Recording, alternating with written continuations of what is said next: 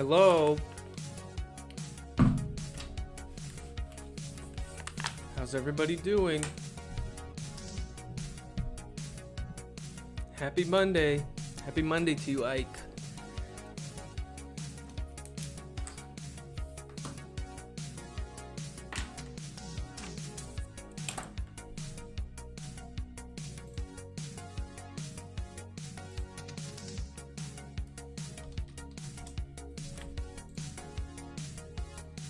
It's a beautiful Monday.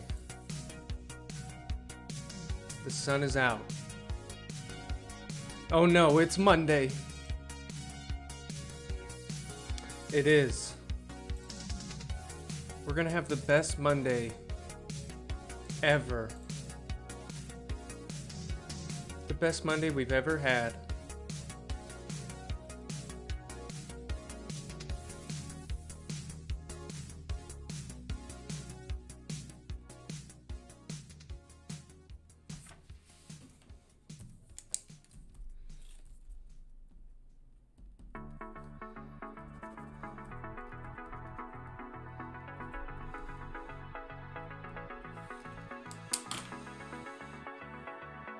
Ooh, ah.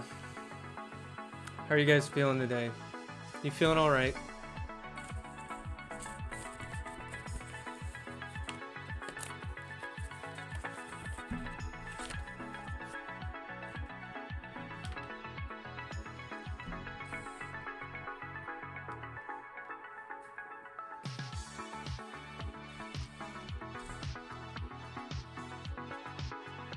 You feel like today is a great day, Leanne? Good for you, so do I. It is a good day.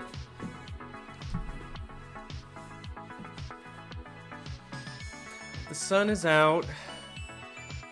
And I thought it was going to be cloudy all week. That's what people were saying. And it is beautiful and sunny out. What's the temperature? 52? Guys, and it's sunshine all day. My phone's telling me sunshine until like 8 in the PM. Woohoo! But bad news for Tuesday, Wednesday, Thursday, and Friday.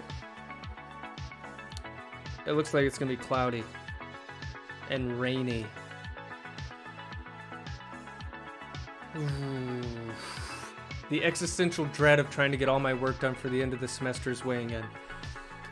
I know that feeling. I think all of us know that feeling. But it'll be okay. It'll be okay. Keep chipping away, slowly but surely. Make little goals.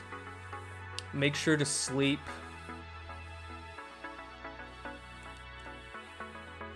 Make sure to sleep. Make sure to get outside. Clear your head. Talk to a good friend. Don't just do work.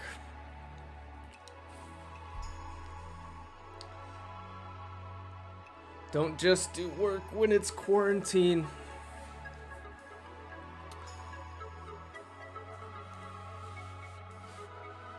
Yesterday I was grinding on this content for the lecture today and I kept getting stuck and I was feeling that same existential dread. I was like, I'm never gonna figure this out. What are we gonna do?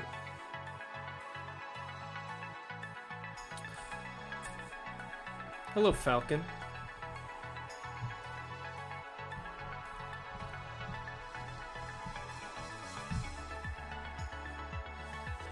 But here we are.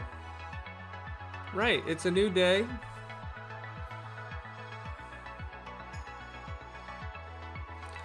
Just keep plugging away, people. Don't get too down on yourself. Give yourself some grace.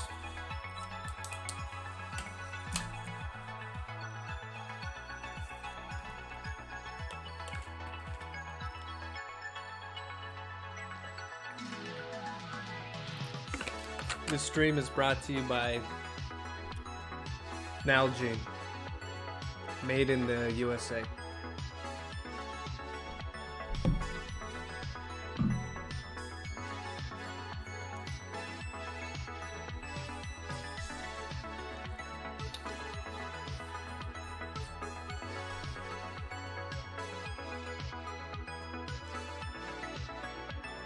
Jonathan says, "Hi, Dr. Estes. For homework, we are given a discrete transfer function. We then get our A matrix in discrete controllable canonical form. Do we have to go from AC or A continuous to A using the matrix exponential?" No, you don't have to, because if you have a discrete time transfer function, and then if you convert that to state space, that'll be a discrete time state space model. So for this homework, you don't have to use that continuous to discrete conversion. A Rochester company? Is Nalgene really based in Rochester? Maybe we really can get a sponsor. I don't know why they would.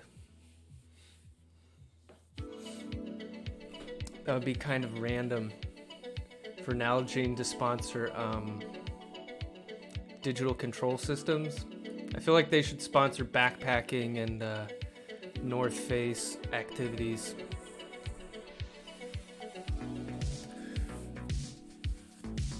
The whole class is just subtly sponsored by Nalgene.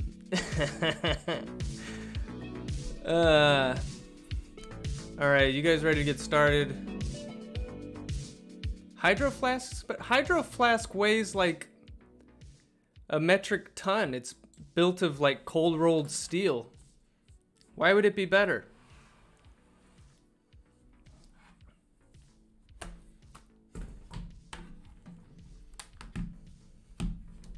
Hydro Flask. I would prefer Tervis over a Hydro Flask.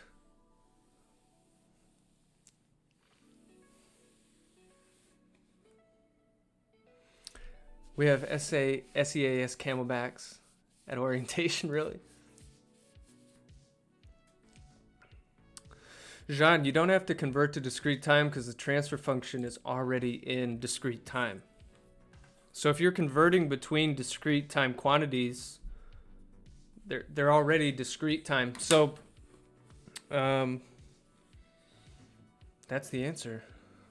For homework 7, is it the design way for estimator same as normal closed loop poles for transient constraint? Jean, yeah, you have to redo all the work. I'm sorry, my friend. Lewis, I'm not sure I get your question. It is the design way. Yeah. I think the design for the estimator is the same as like the controller design for the closed loop poles. It is. I mean, it's a little different because you're solving for the L matrix, which is a different dimension than the K matrix.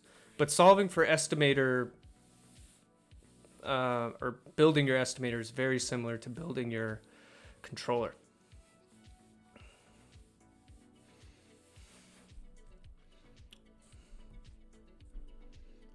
Turn off that night light.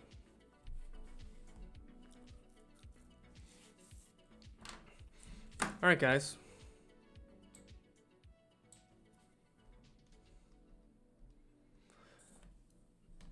Let's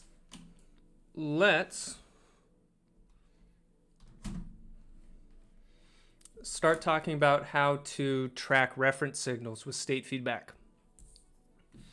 Okay, so first let's compare the regulator problem to the tracking, also known as the servo problem. So for regulator, this is like your homework 7 is a regulator problem.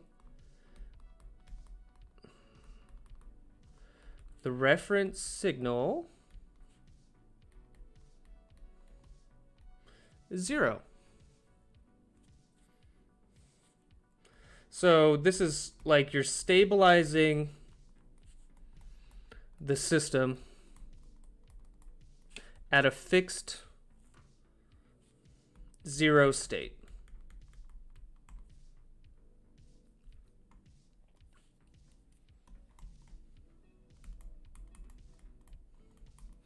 So it's like trying to balance something, trying to keep it at 0. And now we're starting to look at the more general tracking problem. So in this case, the reference signal is arbitrary.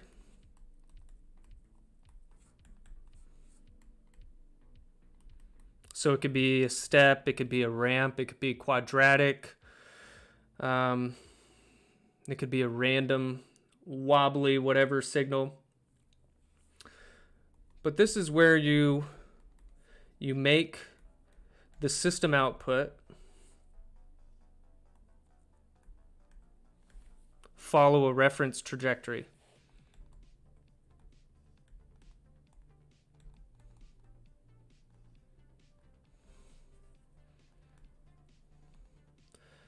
Trajectory.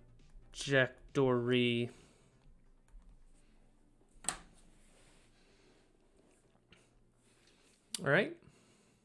So that's the difference between regulation and tracking. And now we're starting to work on tracking problems.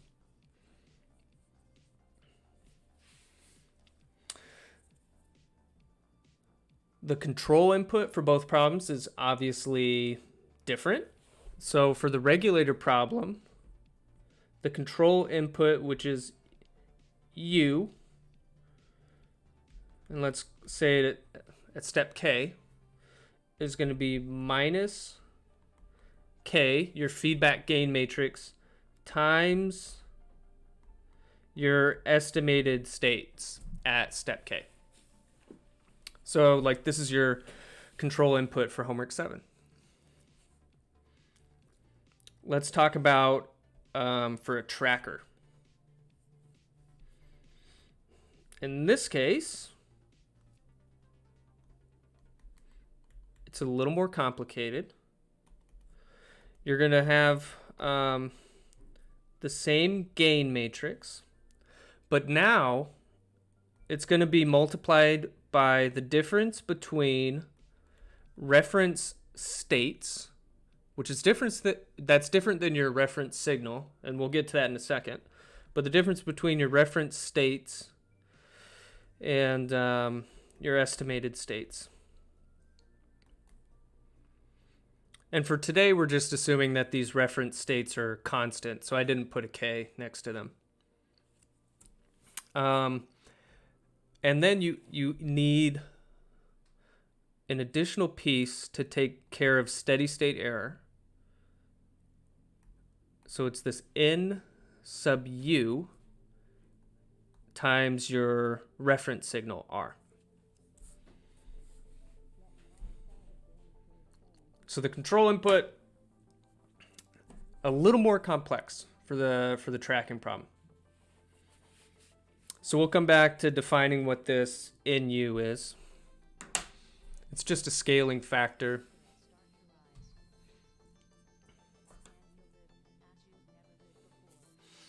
Okay.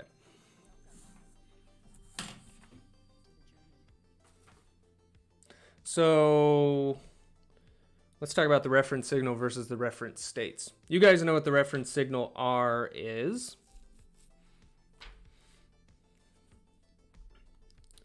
It is what you want your output Y to be at steady state.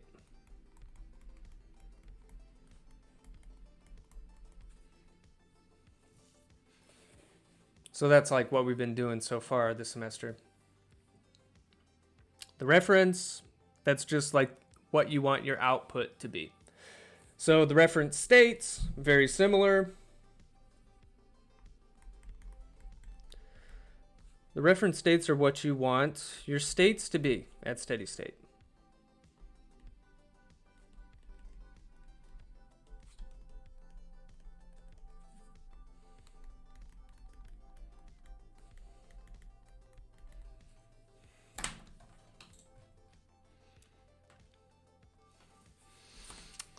And so given a reference, what are my reference states? So we're going to do an example to show how this works. Because to define our control input, we're going to have to know what our reference states are.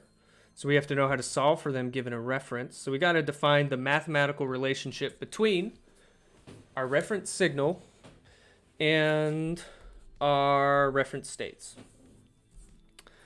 And to do this, it's easy to start defining some steady state relationships to the reference signal and then go from there. So let's first talk about how our output is related to the reference. So we know that the limit of our output as k goes to infinity. We could call it y steady state, so like SS for steady state. This should be equal to the reference.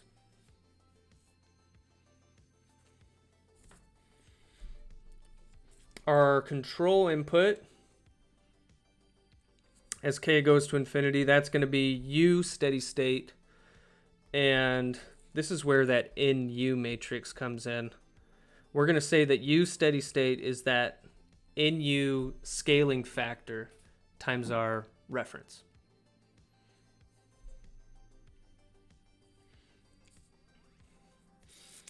Now for the states, the limit of our states as k goes to infinity,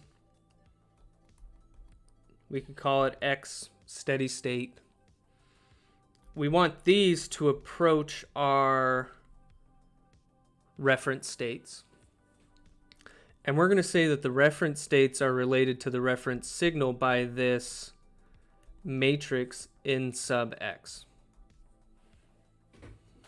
So at steady state, the output is equal to the reference signal itself. The control input is equal to a scaling factor times the reference signal, and the reference states are equal to this NX matrix times the reference signal. This NX actually has a special name.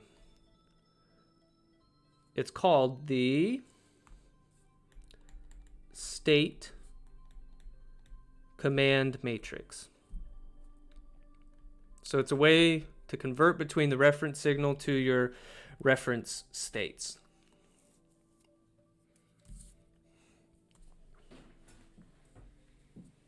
Now we're going to analyze these equations a little bit to figure out what NU and NX should be.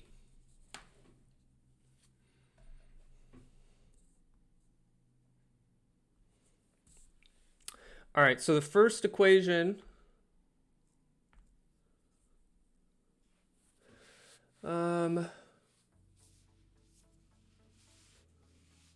let's see, which one do I want to do?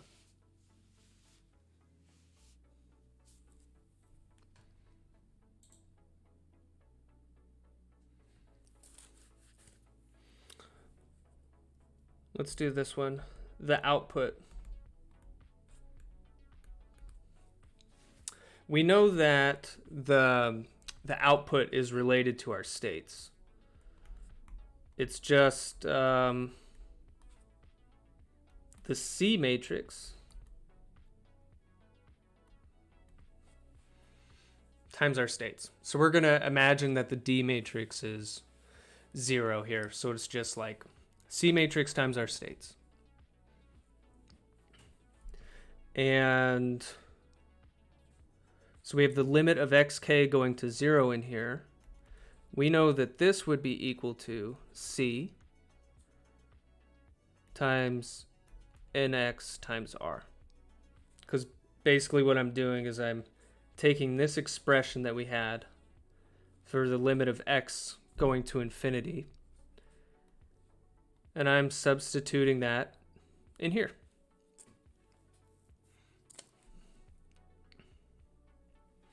All right, so we'll call this equation 1.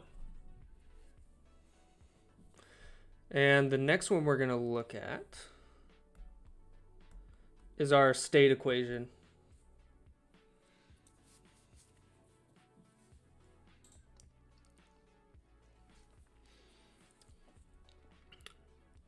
Okay, so we know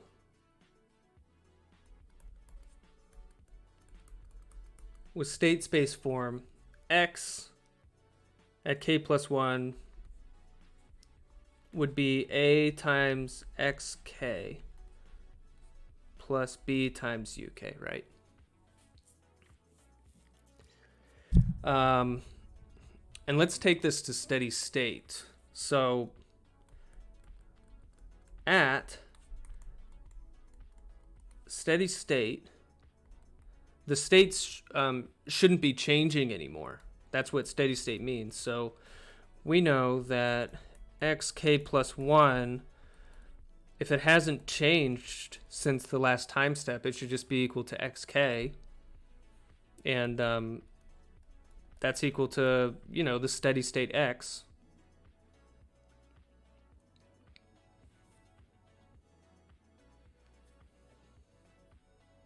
So how about we substitute that into the top one? So, into this equation too. So x steady state is equal to a times x steady state plus b. And let's say this is also. So this is just the steady state version of that equation.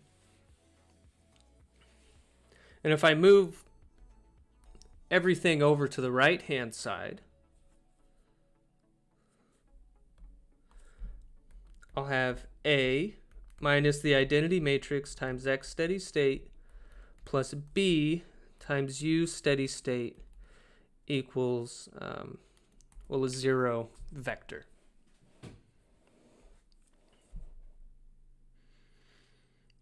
And I'm going to rewrite this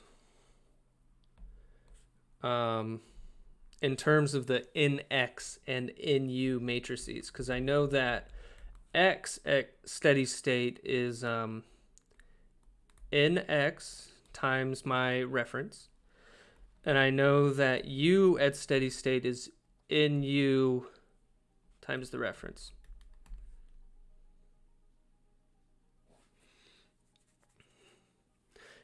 And because we have the reference in common with both of these terms, and we're doing single input, single output, so that R is just a scalar. So if I divide both sides by R, I get this.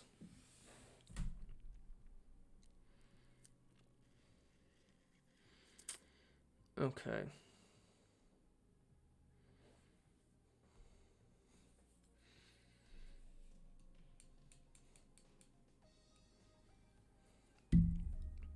So let's set up a matrix equation here. I'm going to start with this one.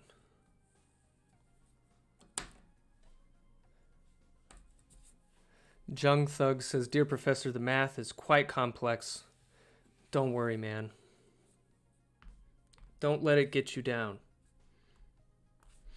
Okay, we're going to take our two equations. We want to solve for in X, in U. It'll be equal to some stuff on the right-hand side. All right, let's do this equation first. I'm going to have A minus the identity matrix times in X plus B times in U is equal to the 0 vector. Makes sense? And now let's go back to equation 1, because you know what? I didn't finish this up. So the limit as k goes to infinity of y is this in terms of x. And we know that as k goes to infinity, y should be equal to the reference signal itself. So I know that c times nx times r is the limit as y goes to infinity. Well, that should be equal to r in the end. So I'm going to take this equation and we're going to put it in here as well. Well, on this side we can we can divide both sides by r as well. So let me rewrite this equation. C times nx should be equal to 1. And that's what I'm going to put here in this matrix. So C times nx plus 0 times nu equals 1.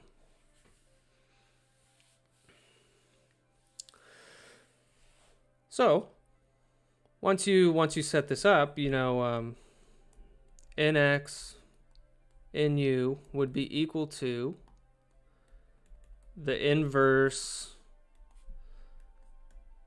of this matrix times this.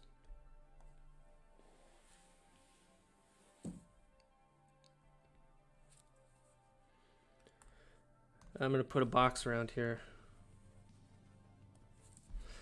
And remember, the purpose of nx and nu is my reference states, xr, which I need my reference states to calculate my control signal. These are going to be nx times my reference signal. And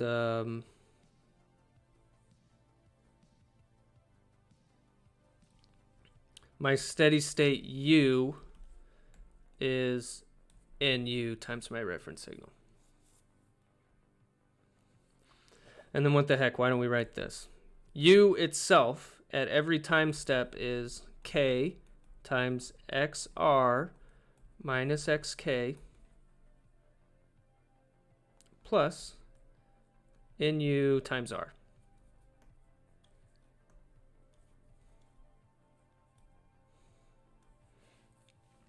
Yeah. So we need nx and nu to figure out, in the end, the control signal that I should be sending to track whatever my reference is. Well, we're starting by tracking a step, but we'll get more complicated. What better way to show how this works than doing an example? Because this is still a little abstract.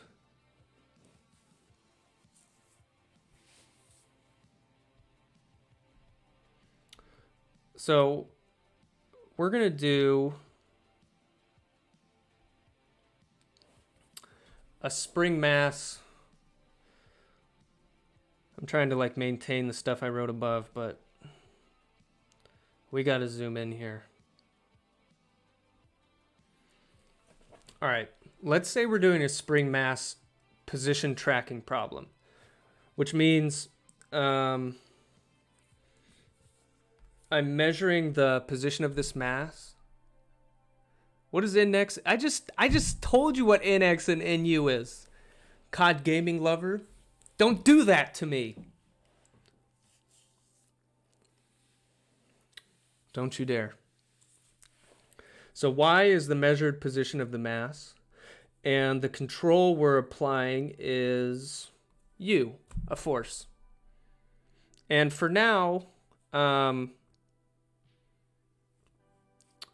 just going to have a step reference, okay? And I want to move this mass to a distance of 0.5 meters. So let's say over here is 0.5. So I'm designing a controller that moves the mass from here to over there.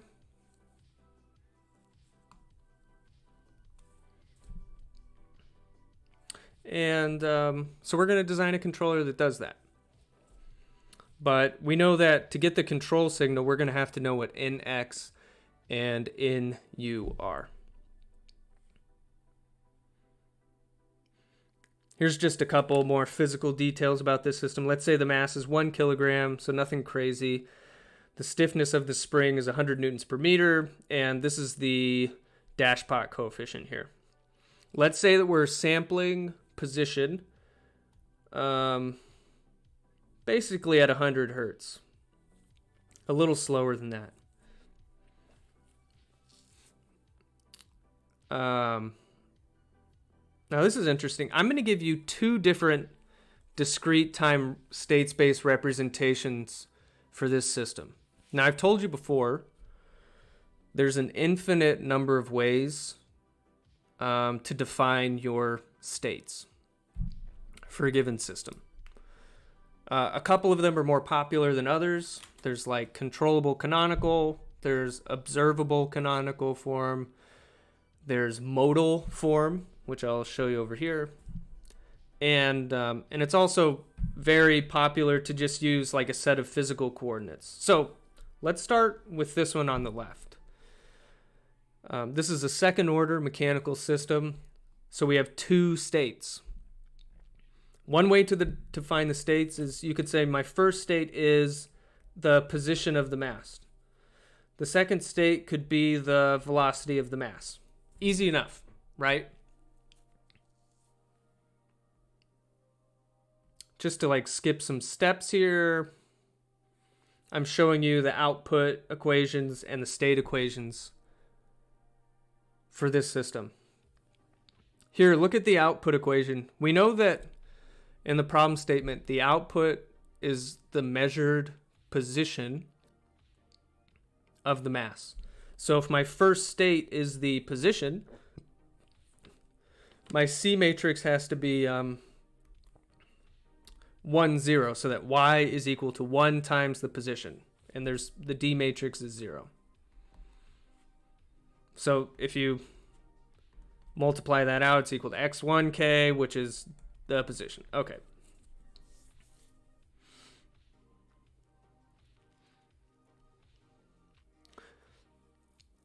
The question I want to ask you is if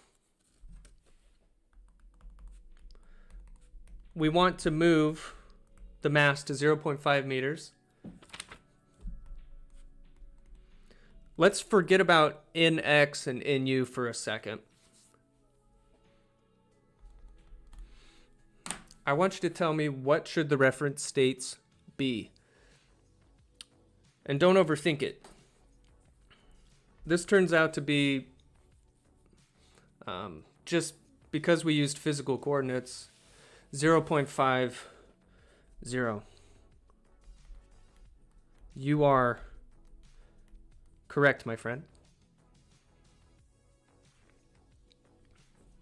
Why? Because the first state is position. The reference is a position. I'm moving this to 0.5. Once the mass gets there, the velocity should be 0 because I'm just moving the mass to 0.5, steady state condition. I want it to sit there. So in this case, I can figure out what my reference states are without even bothering with figuring out what nx is. Because, well, now we could kind of backtrack what it would be. Because I know that xr is nx times r. R is 0.5. So nx would be 1, 0.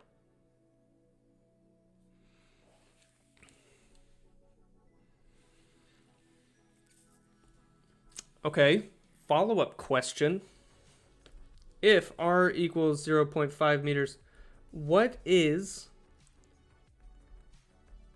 the steady state force you have to apply to the mass to push it over 0.5 meters? You need some information from up here, namely that the stiffness of the spring is 100 newtons per meter.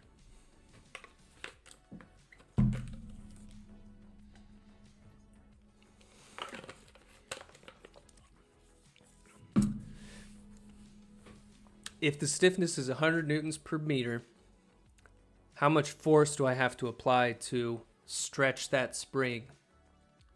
Half a meter. Yeah. Mac is correct. It's 50 newtons. So I know that this would be NU times R. So in this case, NU is just a scalar. It's 100 times 0.5. Yeah. So this left-hand side that I'm showing you is sometimes if your state space model is in the right coordinates, it's very easy to figure out what your reference states are and what your steady state input should be just by using like some physical intuition about the problem. But it's not always this easy, and that's why we need the math that we developed prior. So let me show you this one. So this is a model for the same exact system, but it's in modal coordinates. So the states are, we call these modal states, and they're not like easy to physically explain because it's not position, it's not velocity, it's a modal amplitude. And look at this. We know that the output, it comes out to be the position of the mass. I know that's what I'm measuring with my sensor, but the relationship to the states is weird.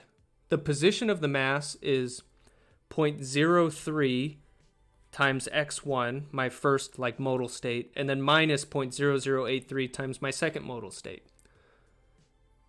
So you have to add a superposition of these two modal states to result in a physical position. So these states are just weird.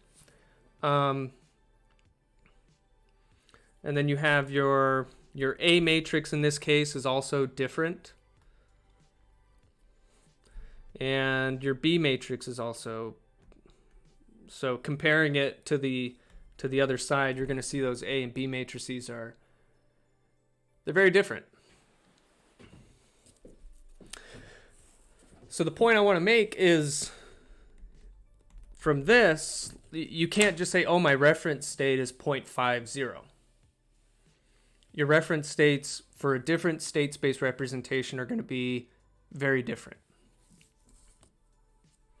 So what we need to do is we're going to have to say, okay, I'm going to use the math.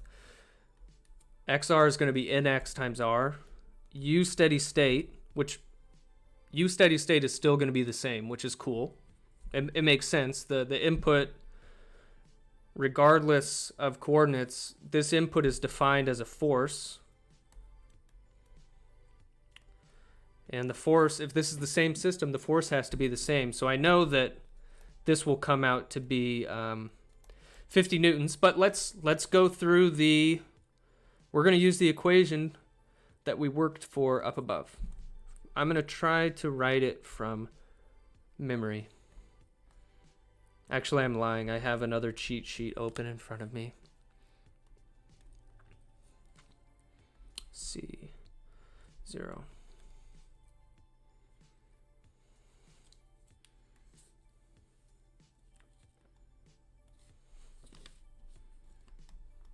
NX, NU. Okay, inverse of this times 0, 1.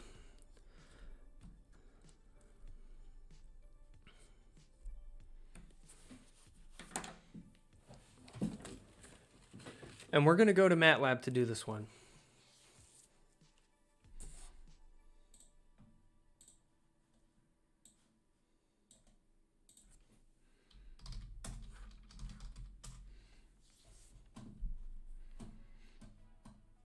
Is that a struct?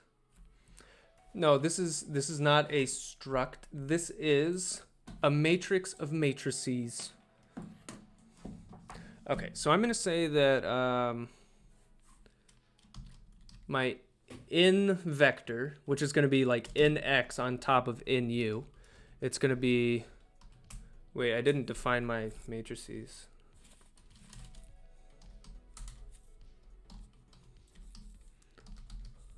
No, wait, 9, 7, 9, 8, 0.1232, negative 0.1232, 0.9798. B, 0.0127 on top of 0.0375.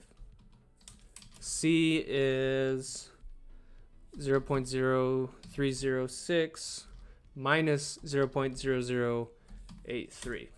A, B, C. Do these look the same? 9798. Just double checking these. So when we do this, we have to ensure the problem statement provides the representation in modal coordinates. No, Kevin, that's the point I'm trying to make. I'm saying that this mathematical way that we're solving for the reference states,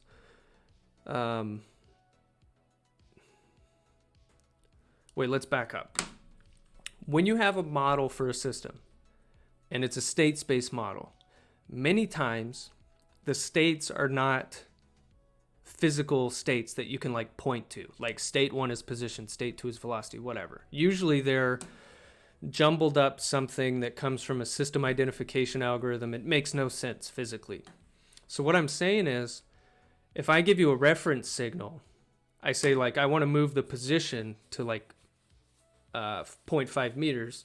You can't just tell me, oh, that means the reference states are 0.5000, because the reference states are weird.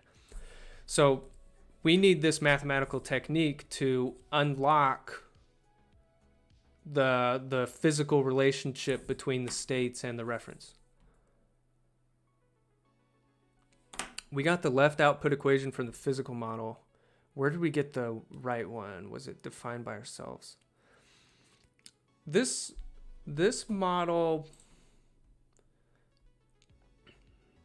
on the right. So how I derived this. First, I just used Newton's laws on the spring mass. I converted it to this model on the left. Okay, so discrete time, state space, and physical coordinates. And then, just to show you that there's other state space representations, I converted that system on the left into modal coordinates. It's a model for the same system. It's equivalent. The eigenvalues of each A matrix are the same. I'm just showing you that the states for the system on the right are not easy to interpret. So we have to use this formula to figure out what the reference state should be. Okay. So this in. So now that I have these matrices, I'm going to do A minus I2, B, C, 0. And then I have to take the inverse of this matrix and multiply it by 0, 0. Actually, let's do it this way. It's a 0 vector on top of 1.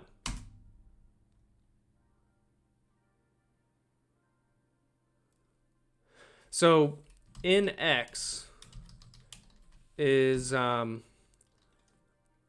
first two elements. So the first two numbers. In U is the last one. So XR, so the reference is 0.5, right? So my reference states are going to be in X times R. So I can't just say the reference states in this case are 0.5 and 0. In modal coordinates, my reference states for this case are 15 and minus 2. That's what they are. But interesting thing, my steady state U, which I know is in U times R, is still 50. Well, it's off by 0.02, but you know what I mean. That's some like numerical truncation error, which is very cool.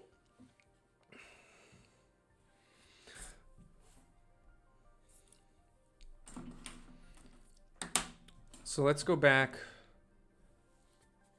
to the surface and just write these things down. So this was equal to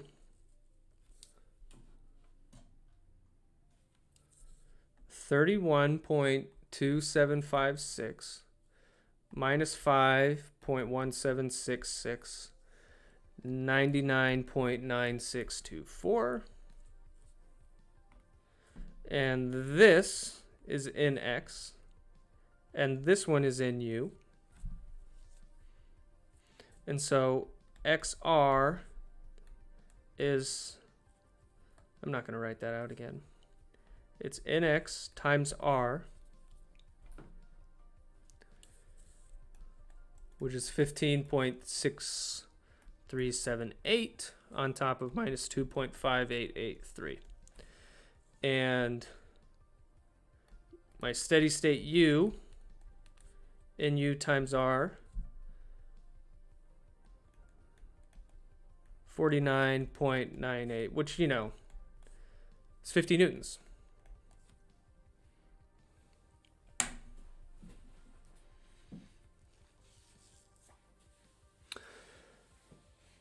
So, depending on your state space model, your reference states might be different. But your control input should be the same.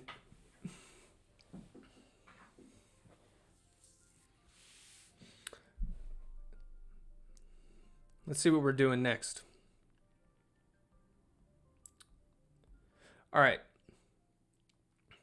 We're going to simulate this system, but first, we're going to do a little bit of an update to our our predictor state estimator equation. So this one I actually will do from memory. xk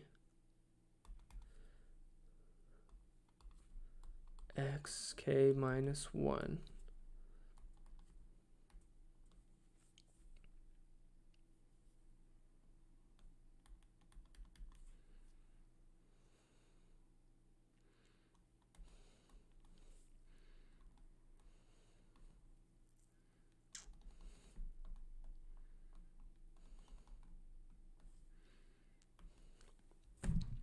All right.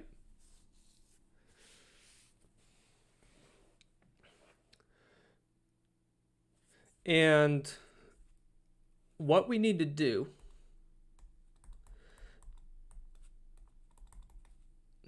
to make sure you get the right state estimates, you have to plug in the value of U that your control that you're going to be sending to the actual system. So for this tracking problem, U is equal to our feedback gain matrix times our reference states minus our estimated states. So I should put a minus 1 here. And then it's plus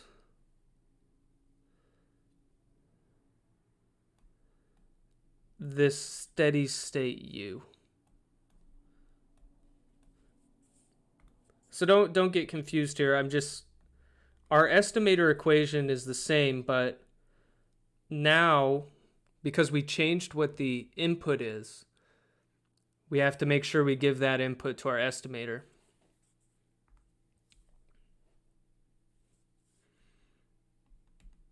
Plus L yk minus 1 minus my estimated output, which is the C matrix,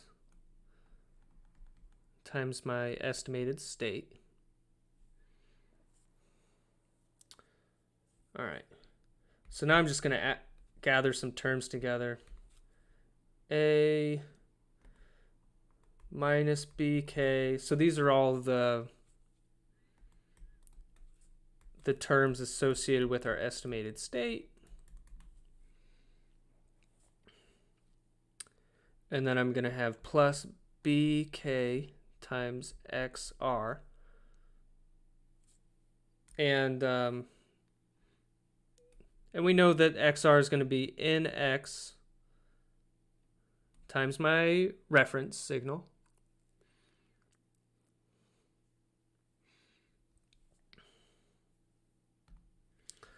Plus b in u times my reference signal. Plus L times y k minus 1.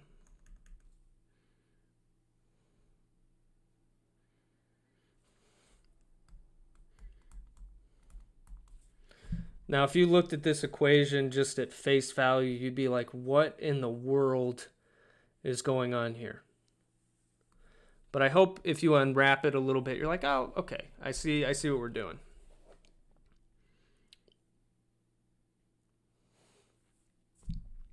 So I know we're running low on time, but what I want to show you is, let's run a simulation of the spring mass system where we're trying to move that mass 0.5 meters to the right. So here I have just the most abbreviated notes possible of the feedback controller that I'm going to be using in this simulation. But I hope that you can connect the dots between here, because this is like what you're doing on homework 7. If you have two conditions like this and you have a sampling rate, you should be able to convert this into a unique set of target poles. So these are my target closed loop poles right here. And let me make a note here. I'm using the physical coordinates for my state space, just in case you're trying to go back and do this yourself. I didn't use the modal, I just used the model on the left. So then you get this gain matrix using the Ackermann formula. And then what I did, oh wait, this is not right. Let me see what I actually did. Because the settling time of the estimator should be a lot faster. I think I did 0.17 seconds, not 17 seconds. So the settling time of my estimator is 1/6 the settling time of my controller, which is like a rule of thumb. Your estimator should be like 2 to 6 times faster than your controller. I made the overshoot for my estimator poles 20%. Sampling rate is the same. So these are my target estimator poles. And that gave me this L matrix. I know, I gotta check my work. I'm such a slob. All right. So here I'm simulating my quote unquote true states. Here's my helps if you show your work. You got me. You got me. This is my position measurement.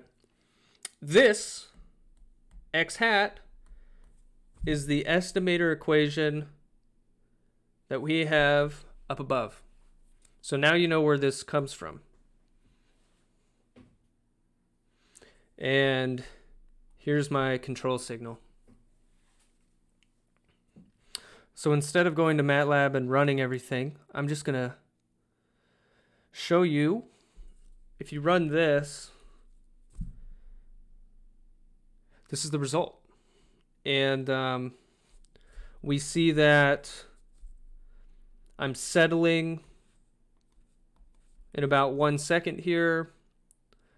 My steady state error is fading away, and my steady state control is 50 newtons.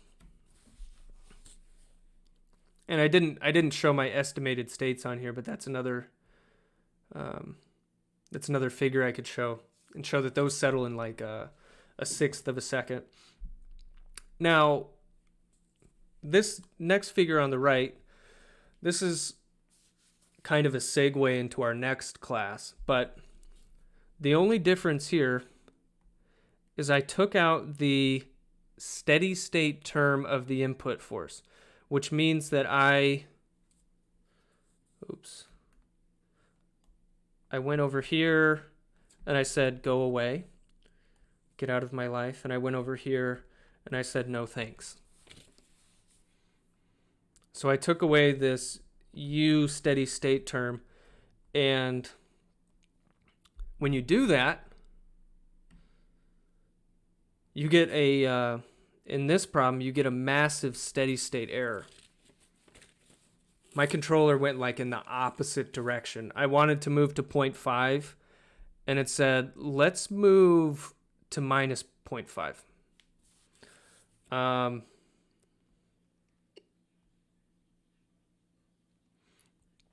So it's critical to keep these terms.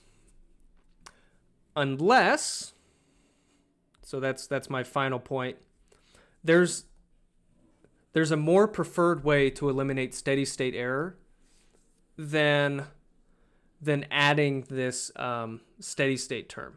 And we can talk more about it. But generally, I think people like to leave this term out and get rid of the steady state error in a different way. I'll ask you that question. How do we get rid of steady state error earlier in the course with like our transfer function approach?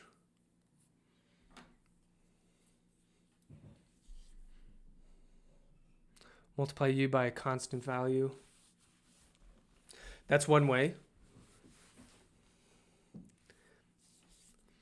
What do we do with, think of system types and what that means. Add an integrator. That's what I'm looking for.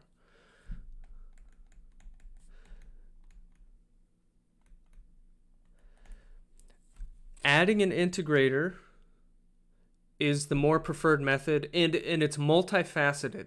And what I mean is, using an integrator, this will allow us to remove steady state error, but it'll also allow us to track more complicated reference signals.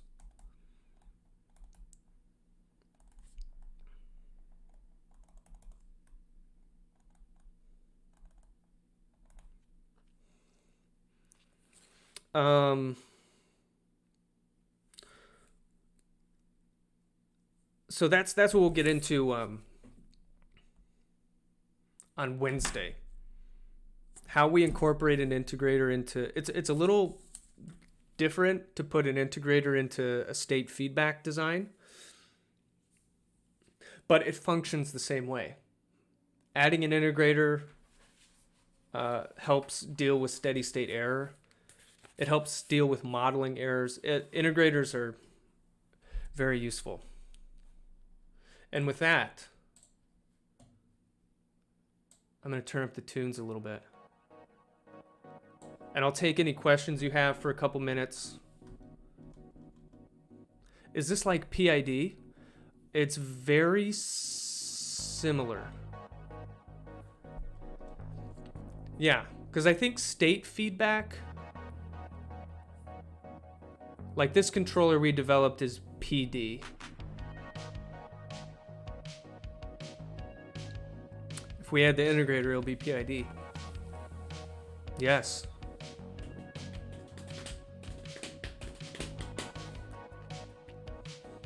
Although when you do a state feedback controller, I don't think they usually call it PID, even though you could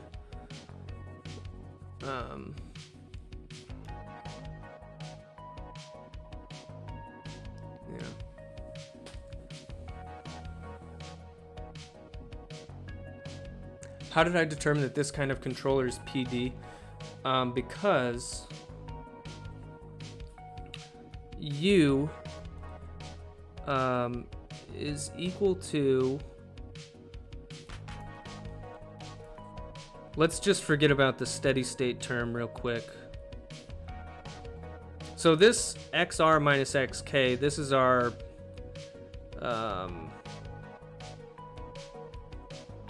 let's just call it our state.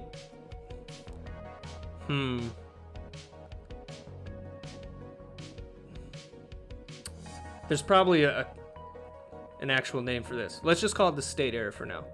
But this is equal to, let's call it like K1, because it's two-dimensional in this case. And then this will be error in position state. This will be error in the velocity state. So I would call this PD because we're trying to track the position, and our controller is some gain times the position error plus some gain times the velocity error. And that's what PD means, like the P is for proportional, the D is for derivative. So it has some gain that's proportional to the output, which is our position, some gain proportional to the derivative, which is the velocity.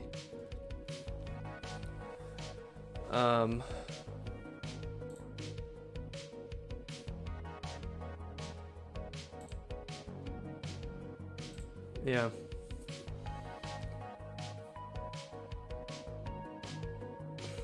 So if we had an integrator, it'll be PID.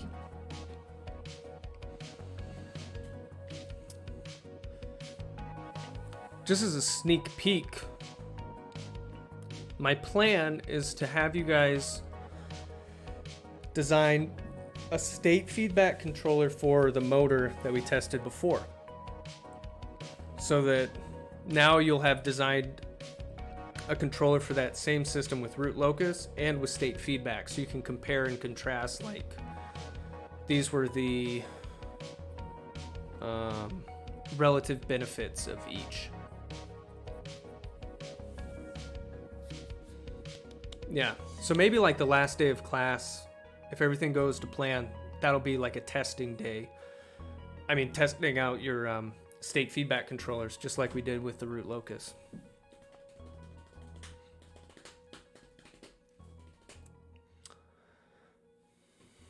So, yeah, it'll be fun. I really enjoyed that day. It was cool to see all your hard work pay off in some cool looking controllers. Okay, Ricardo has a question about homework 7. When you ask us to plot the output equation, do you want both the estimated and measured output on the same plot? Also, my output has undershoot and not overshoot, so how can I determine that it has met its damping ratio constraint? Oh, with like the... Okay, so the output, I was just thinking of the measured output. You don't have to put the estimated output. And let me open up that homework.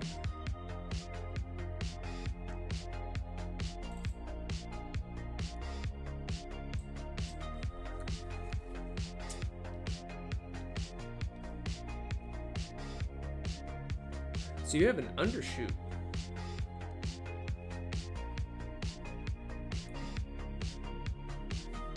Let me check something. That can happen.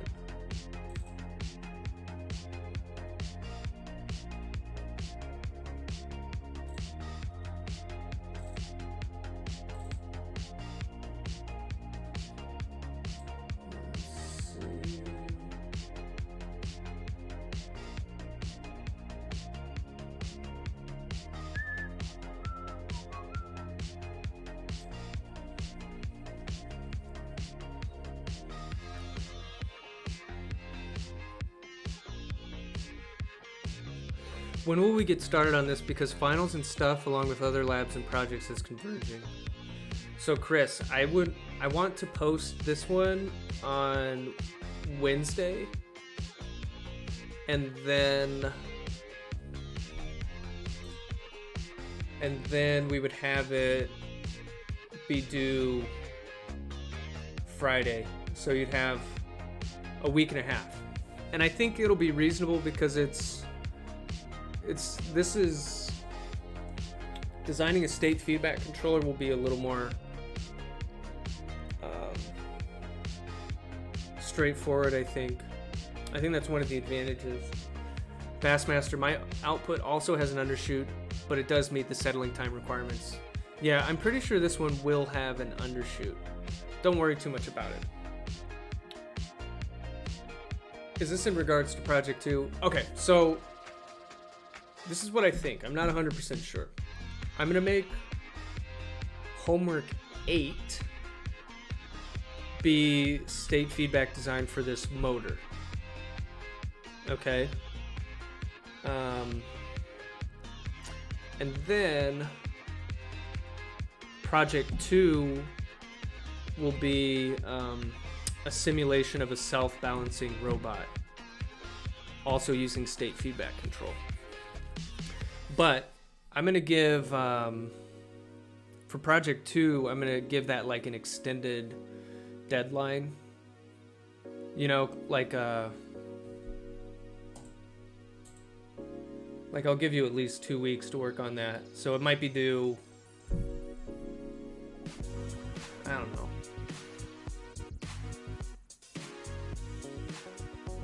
But I'll give you time. Did I upload lecture notes for the state estimator? Let me check.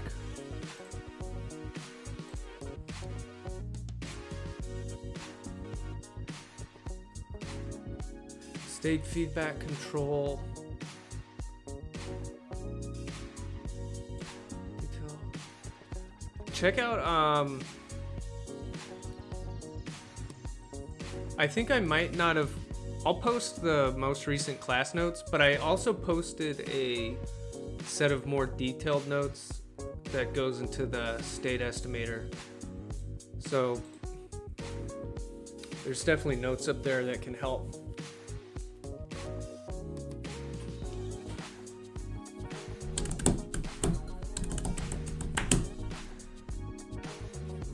Whew. I hope you guys are having a good Monday.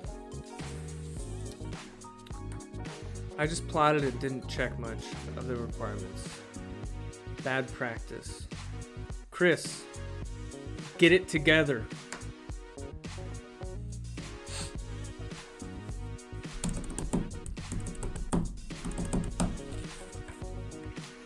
Yeah, this semester's, well, it's winding down and heating up at the same time, you know? It's like there's a lot of tasks converging, but we're close to the finish line. Is this UB as in Buffalo? Yes, University of Buffalo. You got your computer, is that computer engineering, computer science engineering undergrad? Nice. A UB alum. Yeah, this is a class in the mechanical engineering department. We have some electrical engineers in here as well. I don't think we have any computer science engineers in the class this semester.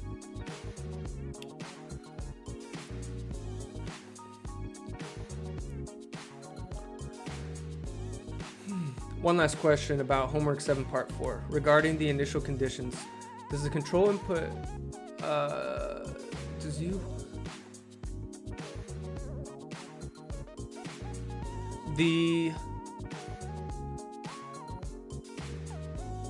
Rick, I would do the second option. Set the initial control equal to k times x hat 1, or minus k times that.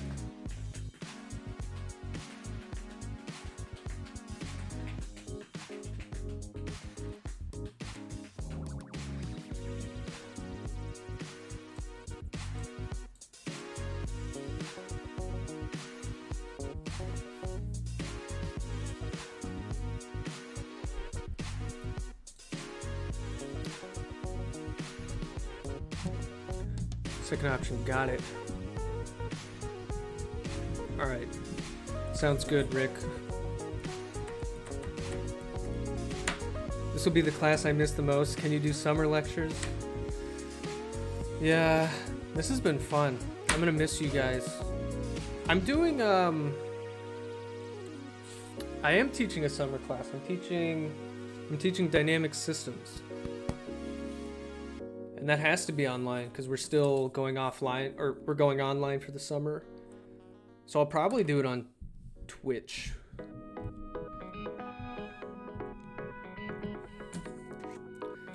You could come do dynamic systems. Well, you guys have already taken it. You could help. You could be helpers. Twitch helpers.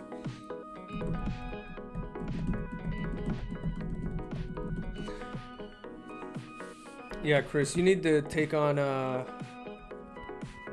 skateboard project. I really want to do a lot more of these little control demos and projects. That's going to be one of my focuses going into the summer and next year.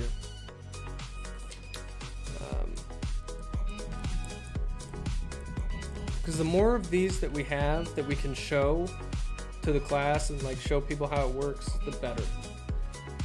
Like for example, these like the hypothetical example we do today, I would love to have I'd love to have like a physical system that I could set up. But it's just very limited right now. It's like I just have the motor. But in the future, that's my goal, definitely.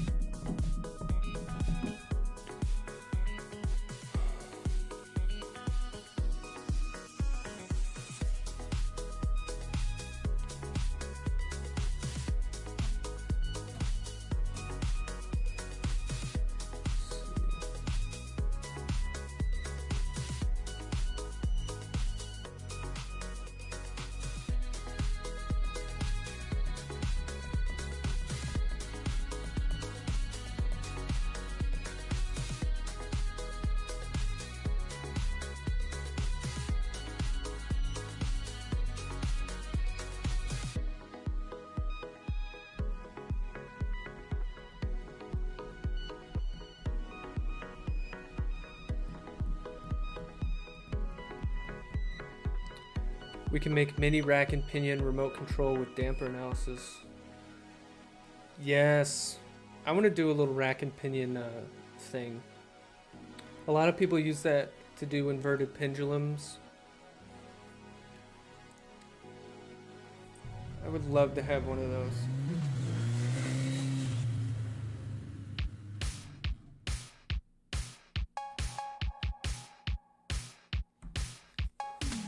I'm just reading the email from our university president. You guys probably got this today.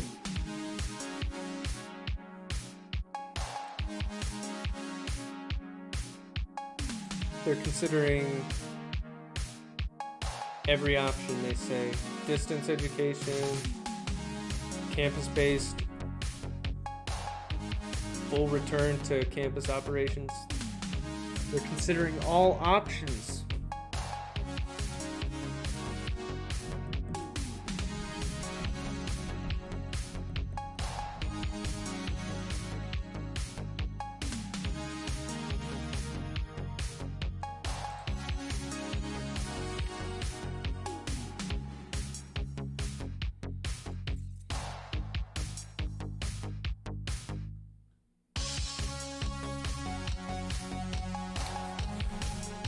Alright guys, I'm gonna make some lunch. I'm gonna come back here at 3. I'm gonna be here from 3 to 5 p.m. Eastern for office hours. You can bring questions, you can hang out. I look forward to it. I will see you guys later.